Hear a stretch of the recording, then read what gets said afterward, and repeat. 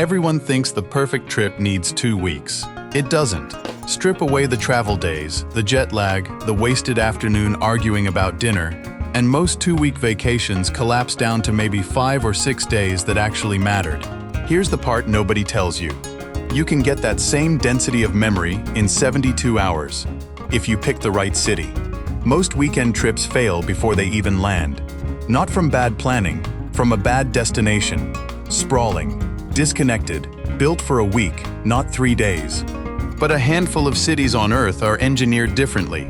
Compact cores, almost no transit lag, and enough packed into walking distance that every hour counts.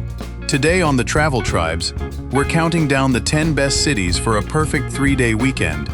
Number 10, Savannah, Georgia. We open the list with Savannah, a city practically engineered for a short trip.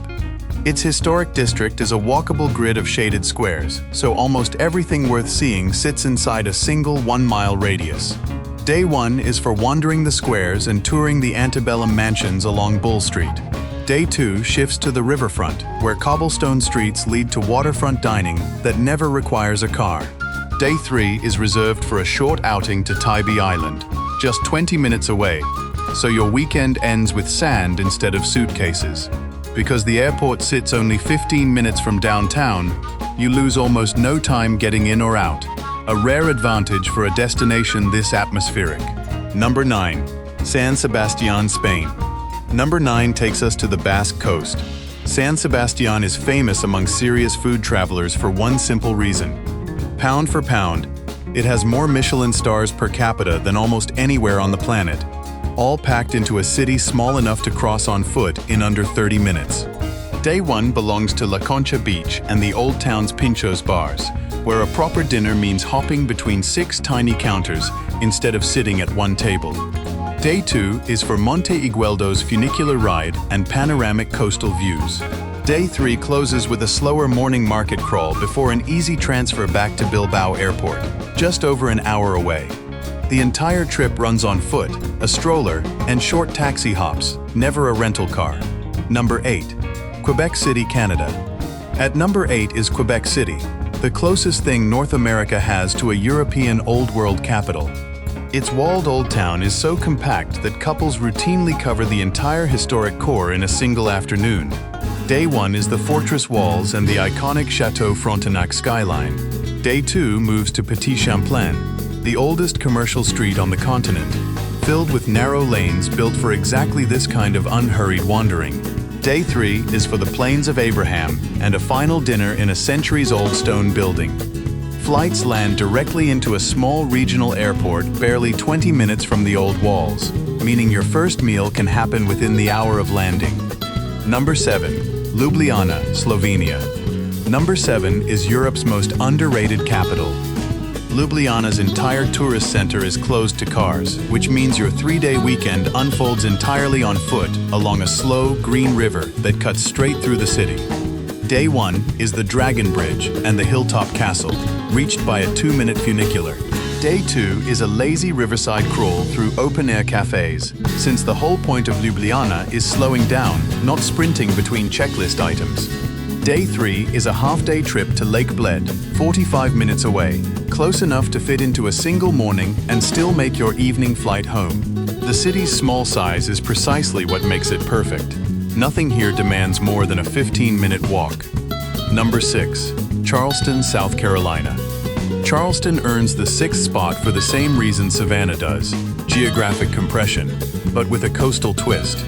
The peninsula that holds the entire historic district is barely 2 miles long. Day 1 is the cobblestone streets of the French Quarter and the pastel houses of Rainbow Row. Day 2 moves to a harbor cruise past Fort Sumter and an afternoon at the city market.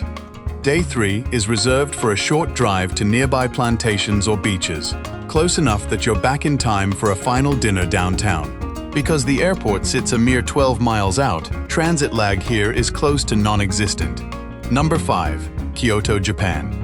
We cross into the top 5 with Kyoto, a city that proves even a destination famous for having too much to see can be conquered in 3 days if you divide it correctly.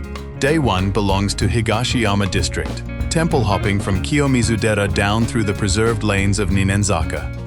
Day 2 is the bamboo groves of Arashiyama in the far west, best tackled at sunrise before the crowds arrive. Day 3 is Fushimi Inari's 1,000 torii gates, timed for either early morning or golden hour.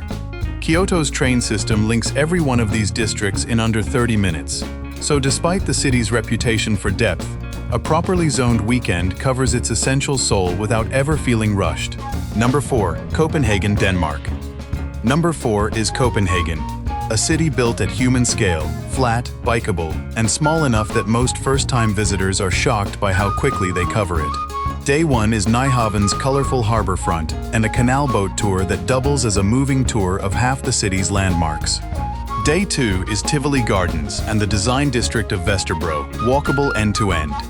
Day 3 is a rented bicycle morning through Christiania and the lakes, the single most efficient way to see a city where locals themselves move almost entirely by bike. The airport connects to the city center by a direct 15-minute metro ride, one of the shortest airport transfers of any major European capital. Number 3.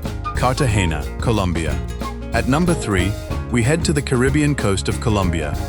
Cartagena's walled old city is so contained that its entire historic footprint could fit inside a single large city park elsewhere in the world. Day 1 is the colorful balconies of Gethsemane and sunset drinks along the ancient city walls. Day 2 is a boat excursion to the nearby Rosario Islands, close enough to leave in the morning and be back for dinner inside the walls by evening. Day 3 is a slower morning through the old plazas before an easy transfer back to Rafael Núñez International, just 15 minutes from downtown. The compact walled core means a couple can genuinely see the entire heart of the city without a single taxi ride longer than 5 minutes. Number 2. Edinburgh, Scotland. The second most efficient weekend city in the world is Edinburgh, a place where geography practically does the itinerary planning for you. The entire old town sits along a single spine, the Royal Mile, connecting the castle at one end to the palace at the other. Day 1 is Edinburgh Castle and a walk down that same Royal Mile, hitting nearly every major landmark in one continuous, gently downhill stroll. Day 2 is Arthur's Seat at sunrise for a panoramic view of the whole city, followed by an afternoon in the new town's Georgian streets. Day 3 closes with the Royal Botanic Garden and a final dinner in the atmospheric closes and winds that branch off the main spine. Edinburgh Airport sits a short tram ride from the centre, meaning your first Scottish landmark can be in view within 30 minutes of touchdown. Number 1. Lisbon, Portugal. And the single best city in the world for a perfect 3-day weekend is Lisbon. Built across 7 hills overlooking the Tagus River, Lisbon compresses centuries of history, food, and views into a footprint small enough to cover almost entirely by foot and antique tram. Day 1 is Alfama, the oldest district, where narrow alleys wind up towards São Jorge Castle and reward the climb with the best skyline view in the city. Day 2 is Belém, a short tram ride west, home to the monastery, the tower, and the original custard tart bakery that started an entire culinary category. Day 3 is Bairro Alto and Teatro, Lisbon's design and nightlife core, walkable end-to-end, and perfect for a final unhurried afternoon before an evening flight. The airport itself sits inside the city limits, one of the only major European capitals where you can land, check into your hotel, and be eating dinner in a historic square within the hour. Looking across this entire list, one pattern becomes impossible to ignore. Every single city here shares the same underlying architecture, a dense, walkable core, minimal transit lag from the airport, and a natural geographic division that lets you split 3 days into 3 distinct experiences without ever backtracking. That is not a coincidence. That is the actual formula behind every successful short trip, whether it is a European capital, a Caribbean port city, or a former imperial capital in Japan. The travelers who master the weekend getaway are not the ones with unlimited vacation days. They are the ones who understood, before they ever booked a flight, that a perfect 3-day trip is not about seeing less of a great city. It is about choosing a city small enough and smart enough in its layout that 72 hours is actually enough. Thanks for watching this episode of The Travel Tribes. If you're ready to start planning your next 72-hour escape, make sure to hit the like button, subscribe for more destination breakdowns, and leave a comment below. Which of these 10 cities is going on your weekend list first? We'll see you on the next journey.